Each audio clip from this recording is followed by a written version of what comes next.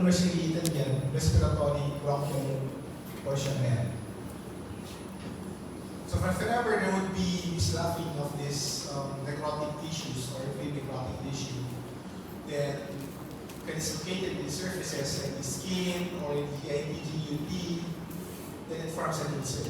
So it's actually this continuity of the epithelium due to sloughing of that necrotic tissue. Okay? So one of the examples would be peptic ulcer.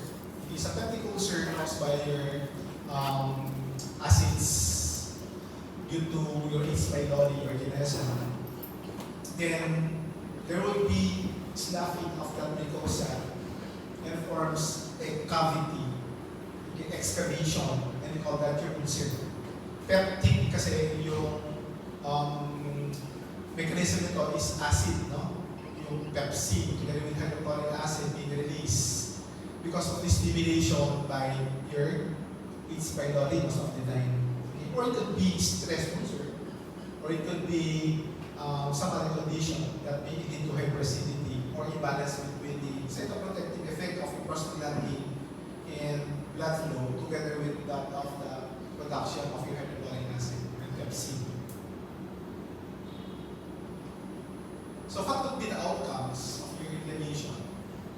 In most instances, your acute inflammation, since it's usually transient, and it could easily neutralize the offending organism, there is minimal damage, then it leads to complete resolution most of the time. Okay? But if the inflammation is a lot more severe than the usual, it could be associated with tissue injury, tissue necrosis, thereby you'd be needing your tissue repair. Okay? So healing by connective tissue replacement, we call that fibrosis or scarring. So this fibrosis or scarring could occur in any part of the body, like the heart, okay, magkakaroon ng scar din sa heart, sa skin, pag magkaroon ka ng pigsa, kita mo may peklat, diba? Kasi malaki yung damage. In the brain, pag nagkaroon ng brain infarct or brain abscess, magkaroon ka na ng gliosis, a physical scarring in the brain. E paano pag yung organism hindi yung matanggal-tanggal? When the organism is persistent, then it progresses to chronic inflammation. Okay? Another outcome of acute inflammation, by the way, is bacterial dissemination kapag yung bacteria cause leading to sepsis. Okay? So kapag yung organism persistent, then it leads to chronic inflammation, sabi ng kaibigan. Okay? Or whenever the type of immune inflammatory response is delayed type, it leads to a chronic type of inflammation. Okay? Or yung offending substance mo is not being metabolized or removed, like a silica crystal, hindi naman yung natutunaw, nag-stay lang siya doon. Pag pinapalibutan lang ng inflammatory cells, trying to limit the effect of this product, okay? Like your silica or carbon or asbestos, which are not degradable, okay? Then you could have a chronic inflammation. So in this particular picture, the features of your chronic inflammation is shown. First, the mononucleoside infiltrates. We have your macrophages present in there. There's Mester's tissue. There's secondary lymphoid follicle being formed by the lymphocytes. We have tissue destruction at the area. So yung portion na yun, nawala na yung normal na tissue, na-replace na siya ng inflammatory cells. Okay? And subsequently, you can see some spinocyte cells, fibroblasts. Okay? That is for the process of repair. So in the area of chronic inflammation, you may see the following inflammatory cells: macrophages, lymphocytes, plasma cells, okay, eosinophils, and even mast cells, together with neutrophils and some others. Macrophages are activated in their classical alternative pathway. So dalawang pathway din ang macrophage activation. You have your classical activation, okay, particularly by the engagement of your toll-like receptors. releasing your interleukins or your TNF, okay, acting on your different offending organism, okay, like foreign substances, etc. Afterwards, the M2 or the alternative pathway of activation will be acted upon with synthesis of cytokines other than interferon gamma that would include interleukin 4 and interleukin 13. Interleukin 4 and interleukin 13 natin are important for your neutrophils and some others. Together with your transcription growth factor beta, TGF, it should be very important in tissue repair. Okay? Lymphocytes are the other inflammatory cells. Okay? It could be T cells or B cells. T cells, particularly, will be very important for cytokine production. There are 3 types, okay, of your helper cells: Th1 and Th17. That would be very important for your leukocyte recruitment. Okay? Your Th1 would be important for the classical activation of your macrophages, while your Th2 would be very important for your eosinophil recruitment. So, yung Th2 mo, mababait siya din sa chemokine eotaxin. Okay, eotaxin natin. When your B cells would mature to become your plasma cells, that would form your antibodies. Okay? So, sila naman yung nag-mediate ng antibody mediated na immune response. Then we have your eosinophils. Eosinophils that will be activated for IgA-mediated immune reaction, like your asthma, or there could be secretion of your major basic protein. Your MVP is a protein that is damaging the wall of your parasites. So very important yan. If you see an area where you have this schistosoma, oval being deposited in the organ, like in the lungs, in the liver, in the intestine, you would see a granuloma being formed around that oval. Okay? Yung granuloma na yan, hindi lang epithelial cells na doon. May kasama sa eosinophils. Okay? Bakit? Kasi nag-release siya ng major basic protein. As cell degranulation, particularly the UFC portion of the IgG, mediating for your anaphylactic shock. Okay? And neutrophils, sabi natin nila, for persistent microbes like your Pseudomonas. So, ang Pseudomonas minsan naging chronic siya, pero neutrophils yung inflammatory cells nito. This distinct pattern of chronic inflammatory response is called your granulomatosis inflammation. Bakit tinawag na granulomatosis inflammation? Okay? Because in this type of inflammation, we have an aggregate of your activated macrophages that may resemble epithelial cell. Okay? So, ang tawag natin doon sa cell na yun, epithelioid macrophages. Okay? So, epithelioid macrophages are the type of macrophages seen in your granulomatous evolution. There are 2 types of your granulomas: immune granulomas and foreign body granuloma. Best example of immune granuloma would be a tuberculosis infection, a tuberculosis foci. Whether in the lungs, the lymph nodes, or whatever part of the body when you see your tuberculosis. With a persistent T-cell immune response, you would form a granulomatous inflammation. Okay? Yung immune granuloma natin sa TB is sometimes called as your tubercle. Okay? Yung tubercle natin, or granuloma sa TB, could be a soft or it could be a hard tubercle.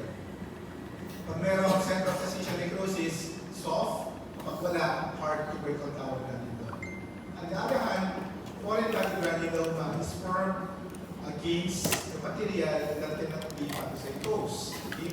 So, pwede ko makikita yan sa uric acid, yung urine, sa hyperuricemia leading to gouty arthritis, You could see them in condition cardioglycemica, sarcoidosis, etc. So, foreign body tawag natin ba? Okay, so this is immune granuloma with central castration necrosis is the instance of granuloma in tuberculosis. Okay, so the big substance actually lies inflammatory cells together with the parenchymal cells and sometimes the acid fast bacilli. Okay, nagsigit na. Surrounded by epithelial cells with mucus and fibrous tissue. There's a process of repair already and some glial cells in the border. Okay, so yung glial cells natin sa immune granuloma, particularly TB, are your Langerhans glial cell oriented nuclei, and the other form would be the Hafner-Delius nuclei within the cytoplasm of the cell, and that's your foreign body type of granuloma of giant cell. So sa laksapan sa TB, may foreign body giant cell, pero immune granuloma siya. Okay? Hindi siya foreign body granuloma. Okay? Giant cell yung tinatawag natin. Dalawang klase, Langerhans and foreign body type giant cells. Pero immune granuloma siya. Okay? Nakuha? Hindi siya foreign body granuloma. Okay? So, here, that's your heart tubercle. Kasi puro epithelial cells yun nandiyan. Wala kasi siya necrosis. A granuloma is different from granulation tissue. Again, granulation tissue is the hallmark of repair as we'll be studying later. So what are the effects, systemic effects of your inflammation? Sabi natin kanina, pwedeng localize yung effect, where you see the 5 cardinal signs of inflammation. Okay? Rubor, calor, dolor, pallor. Tama ba? Paleness, walang pallor. Okay. Redness, so calor, rubor, hindi siya pallor. Okay. So walang pallor, walang paleness, redness. So redness, heat, swelling, okay, then pain. Okay, dolor. So si dolor yun, hindi si pallor. Si dolor. Tapos basta function. So, fever. Fever is through the effect of your endogenous or exogenous pyrogens. Sinabi natin kanina, pag yan ay exogenous, could be from your bacterial products like your lipopolysaccharides sa membrane ng gram-negative organism, or it could be your interleukins 1 and your TNF produced by your leukocytes. Okay? Acute phase proteins. Okay, so acute phase proteins natin or reactants are exemplified by your CRP or your serotonin proteins, your fibrinogen, and your serum amyloid A, alpha. Okay? Your CRP and your SAA could serve as an oxygen. In patients with acute myocardial infarction, CRP is sometimes measured because they could serve as an acute phase reactants. Okay? So pag mataas yun, alam nila na meron na inflammation. Fibrinogen, during the time of COVID, okay, madalas na ginagamit na parang measure of severity of inflammation is fibrinogen level. Okay? So palagi nagpaparekas ng fibrinogen. Because it would tell you kapag mayroong acute na severe inflammation, severity yan by measuring ang fibrinogen levels.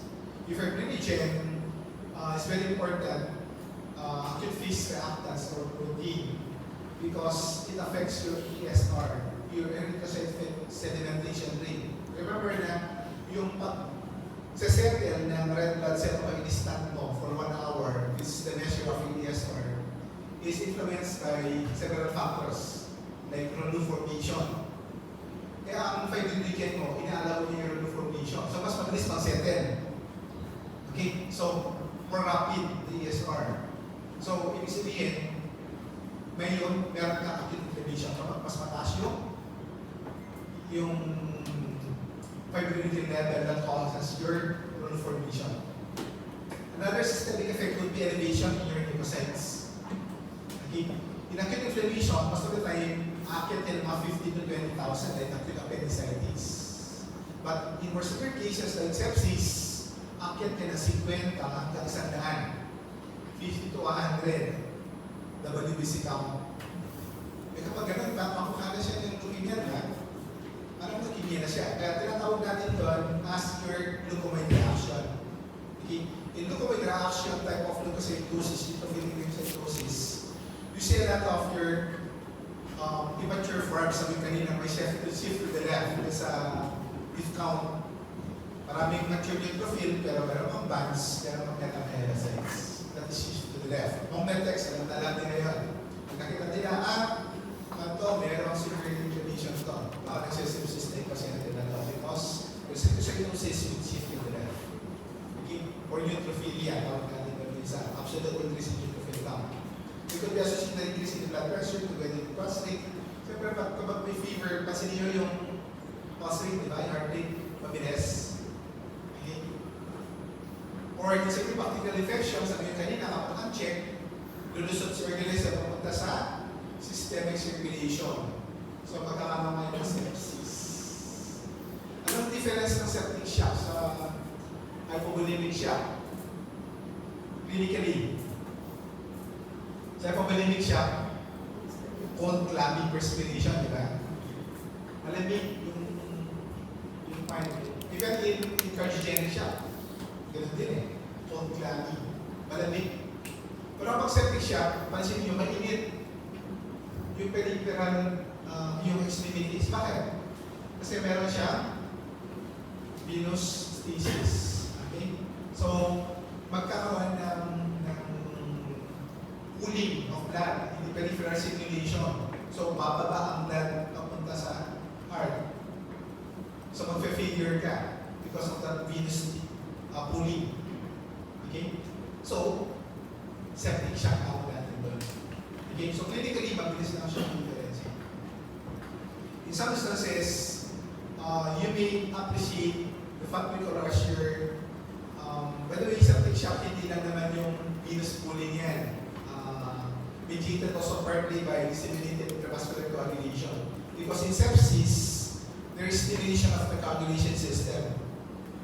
So once you activate the coagulation system, you use up your coagulation factors, use up your platelets, so nag-bleed yan.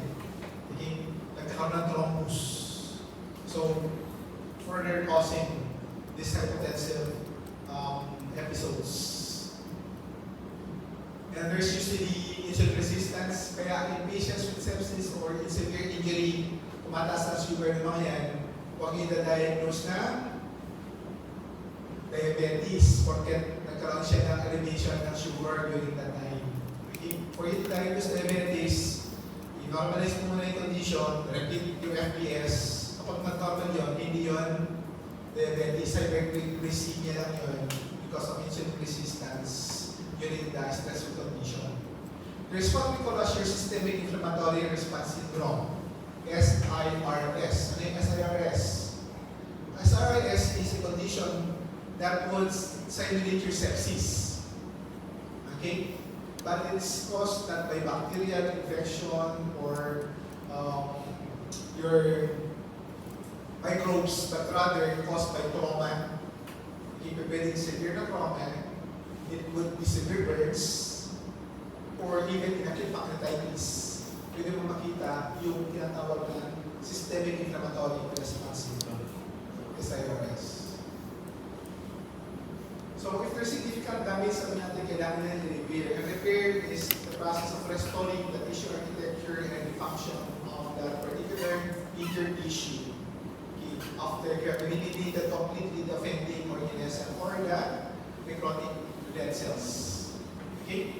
So, how do you repair? Kapag yan ay minimal, you could actually repair that through regeneration of that particular labile form, or stable cells. Okay? Or you could actually repair that kapag severe yung tissue injury, significant damage by connective tissue deposition. Okay? That's your fibrosis in the different organs.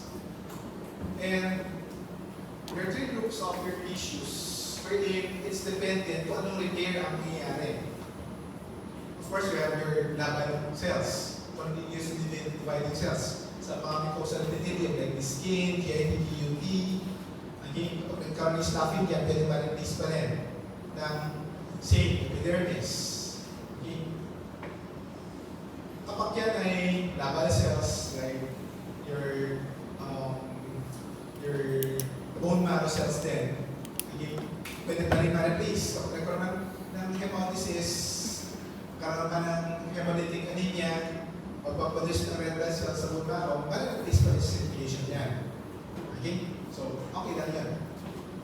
Pero kapag yan ay permanent cells like sa neurons, sa brain, cardiac myocytes, definitely, hindi ma-replace na bagong neuron or bagong cardiac myocytes. Magka-fibrosis yan. Sa brain, magkaroon ng gliosis. Sa heart, magkakaroon ka ng fibrosis sa heart or scan sa heart. Okay, that may impede the function of the heart. Yung function na ng contraction. If the cell are stable or quiescent, nasa G0 sila, di ba? Parang natutulog lang sila. Pero kapag tinanggal yung ibang part ng body, like in the liver, hepatectomy, sabi natin, nagkatabi siya ng hyperplasia. Regeneration siya. Okay? Pero kapag yan ay cirrhosis ng liver, at dahil nagkaroon niya ng acute hepatitis, sa acute hepatitis, particular hepatitis B, maraming cells yung tatamaan. Yung framework ng hepatocytes masisira. Okay, yung nangyari, magkakaroon ng repair through, so of course, yung mga living, yung mga retained na living hepatocytes mag-regenerate. Pero, irregular yung formation. Okay, leading out to fibrosis with regeneration of the hepatocytes, tawag natin ito cirrhosis. So sa cirrhosis ng liver, dalawang klase yung repair. Regeneration and fibrosis. Okay? Pero kapag yan ay skin, pwede regeneration lang kapag incised wound. Pero kapag yan ay gaping wound, tinaga, tanggal yung malaking portion ng laman kasama ni skin, magka-fibrosis yun, magka-miscarry. Okay? So scar formation is through the deposition of your collagen and other extracellular matrix components causing formation of your scar tissue or fibrosis. Okay, so this occurs when regeneration can be accomplished by the process of repair, okay, cell regeneration. So the basic components of your scar would be one, your blood vessels, formation of new blood vessels from the existing blood vessels called angiogenesis. In comparison to vasculogenesis. Okay. So vasculogenesis is formation of your blood vessels from your stem cells. Okay. Vasculogenesis tawag natin doon. Formation of granulation tissue is both proliferation of fibroblasts and angiogenesis. So granulation tissue mo, dalawang component niya. New blood vessels and fibroblasts. Okay? And subsequently, scanning with connective tissue remodeling. Yung connective tissue remodeling natin, after na-establish mo yung scar. Okay? So dito mag-a-act yung mga matrix metalloproteinases natin, collagenesis natin, etc. to remodel that particular scar. Okay? So in the process of angiogenesis, you'll be needing growth factors to stimulate the process. Okay? So sabi natin, yung blood vessels development from existing blood vessels to recruiting of this existing vessels is called angiogenesis. Through the effect of your vascular endothelial growth factor, okay, that would be mediating for migration and proliferation of endothelial cells. So form siya ng bagong tube. Una muna yung endothelial cell, mag-advance, mag-form siya ng lumen. So may mga bagong capillaries na po-form. Okay. Then, fibroblast growth factor. Aside from your fibroblast, it would allow also your endothelial cell to proliferate. So dalawa yung nag-begin for endothelial cell. Okay, action. Vascular endothelial factor and fibroblast growth together with your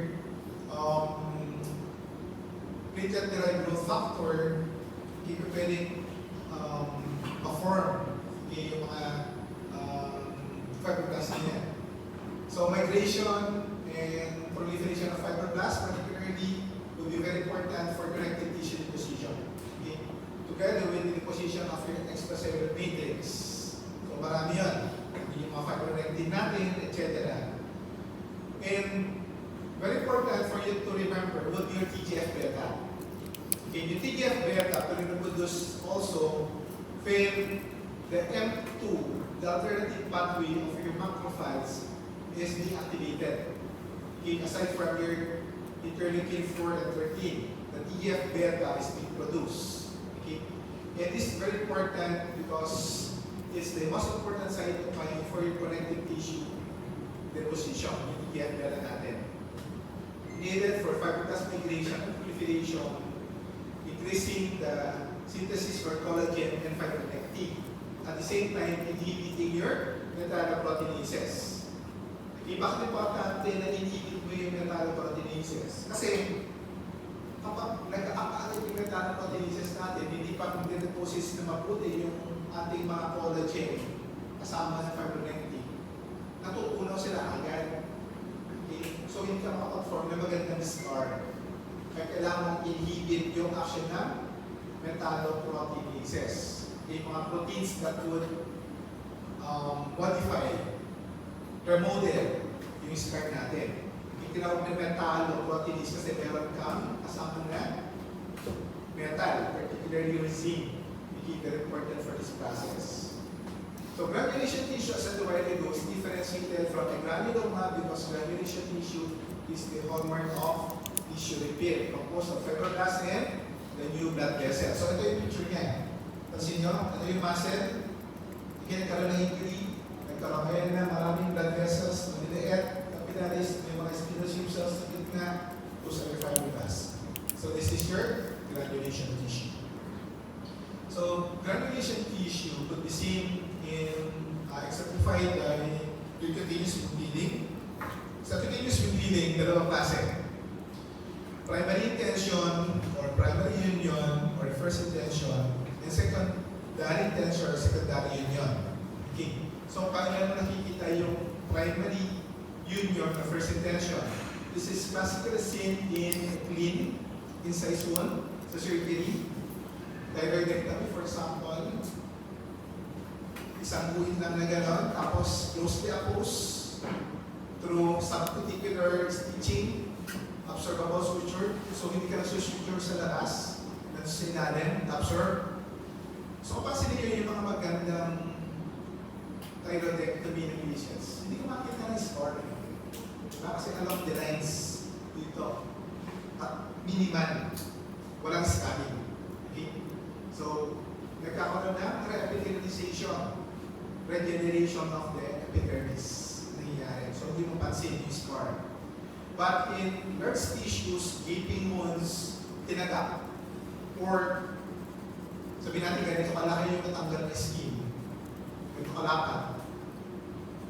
Eh, syempre, hindi yung marireplace na skin unless mag-graft ka. Okay? Without graft, mag-granulation tissue formation yan. Okay? Hanggang sa ma-fill up yung area. Okay?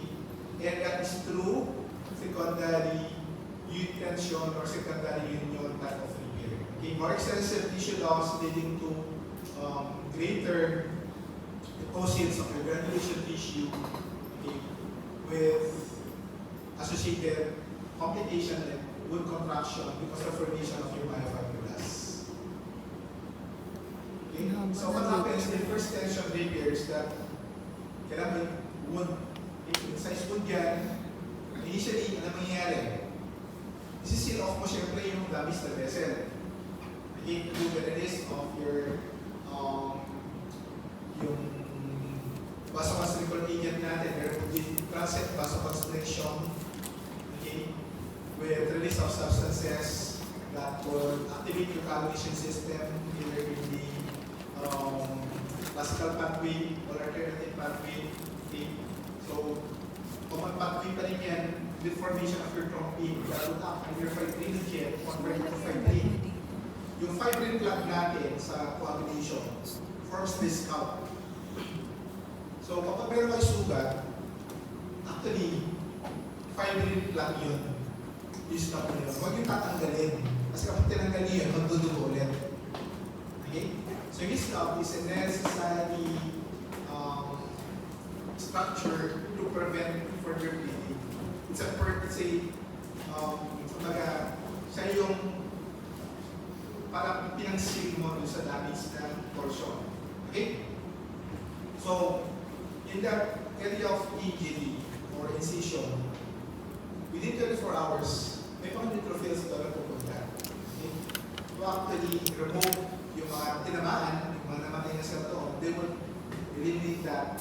Tapos i-activate yung repair process through regeneration. Okay? Through regeneration. So, siyempre, kung bayan di malalim yung sugat, hindi naman agad yung re-repair within the day. Kasi kasama yung connective tissue mo sa ilalim. Okay, na tinamaan, together with subcutaneous fat. So, you're deleting your macrophages at the second day to third day, okay, releasing your substances, inflammation, sabi ng kanina, then activating your repair process. Okay? Sa repair, granulation tissue. By third day, may granulation tissue na na-form yan. This is maximal by day 5. Okay? By 2 weeks, na-sit off na yung area of incision, may scar na sa ilalim ng skin. By 1 month, malinis na yan. Okay? Mag-ianso na ng collagen, yung remodeling ng scar afterwards. On the other hand, kapag yung secondary intention or secondary healing, secondary repair, more significant yung capital response. Sabi natin kanina, mas maraming granulation tissue occur, mas maraming fibrin, collagen, fibronectin naman deposit sa area. Okay? Sometimes it takes weeks before ma-cover yung portion na yan. Kung yung incised wound, 5 days over na siya, baka 1 month, 2 months, 3 months, hindi pa completely nasasara yung portion. Okay? And because of the transformation of this fibroblast to myofibroblast, they could input contraction as a complication. But influences tissue repair. So there are several factors, both local and systemic factors, that will influence tissue repair that may actually delay healing. And one of the most important cause of delay in wound healing is the presence of infection. That's why in cases where you have surgery, pansin niyo, kahit simple surgery, clean naman yung wound, nagbibigay pa rin ng prophylactic antibiotics, di ba? 3 days to 7 days. Bakit? Kasi ayaw mo na magkaroon ng infection yung wound. Because it would cause delay in wound healing kapag may infection doon sa area ng injury. That may actually cause dehiscence afterwards kapag yan ay deficient in scar formation because of that infection. Nutrition, okay, particularly protein deficiency, which is collagen. Okay.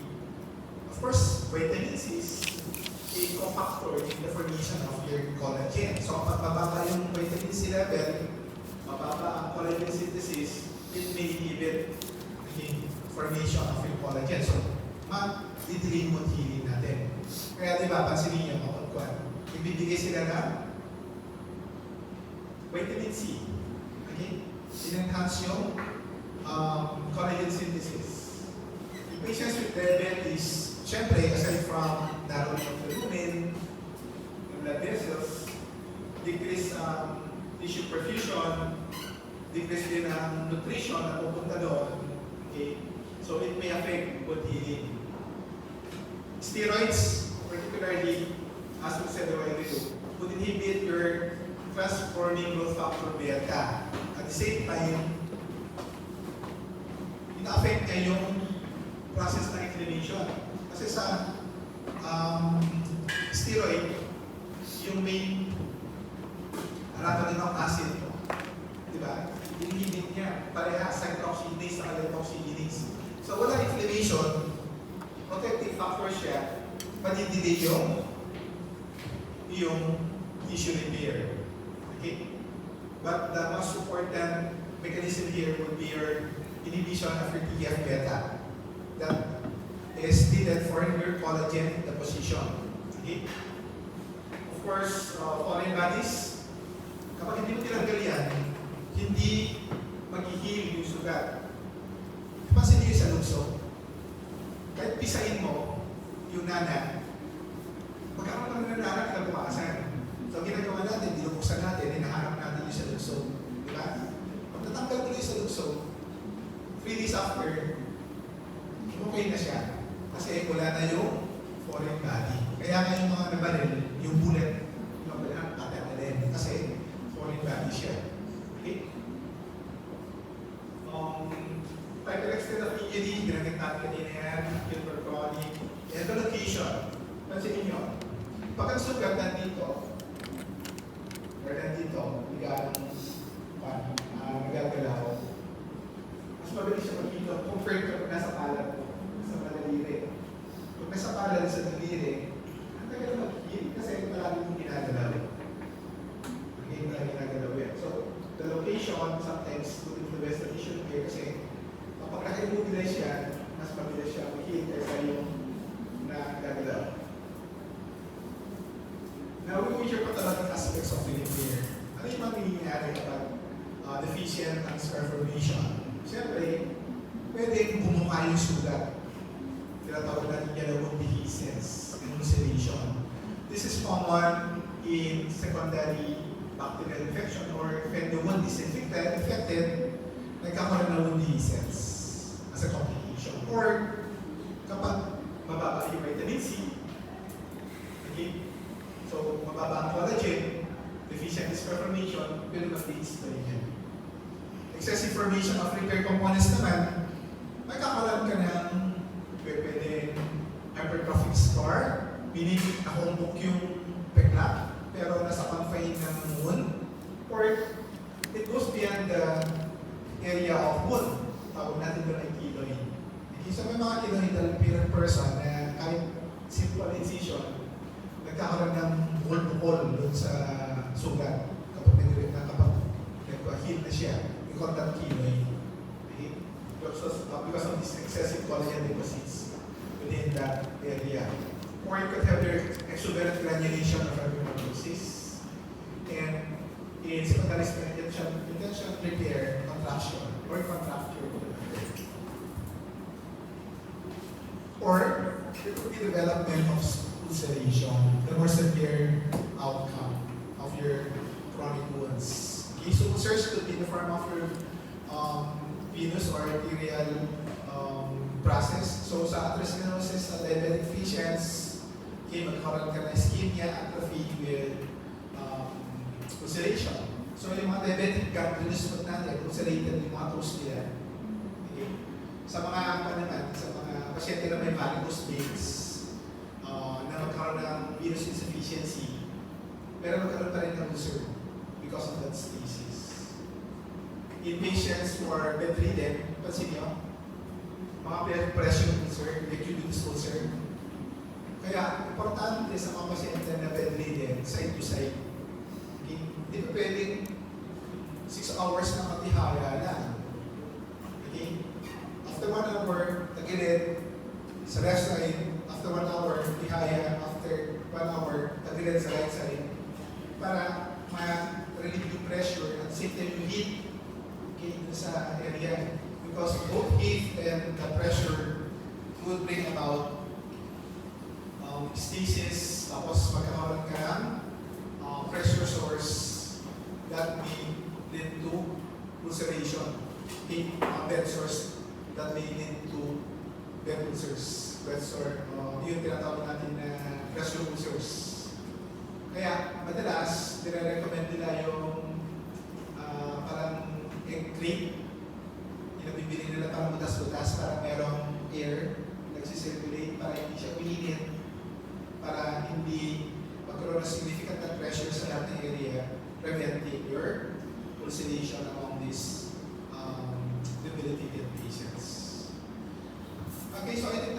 madalas dahil sabi ni Tim, wala na. Ayan. Hard work beats talent when talent doesn't work hard. Okay, even to study hard, read your book, not just once. So, minsan mahirap intindihan kapag sa beses mo lang binasa. So, kailangan mo ulitin, particularly, para maintindihan mo yung concept, ng process na yun. Pag naintindihan mo siya, hindi mo siya makakalimutan.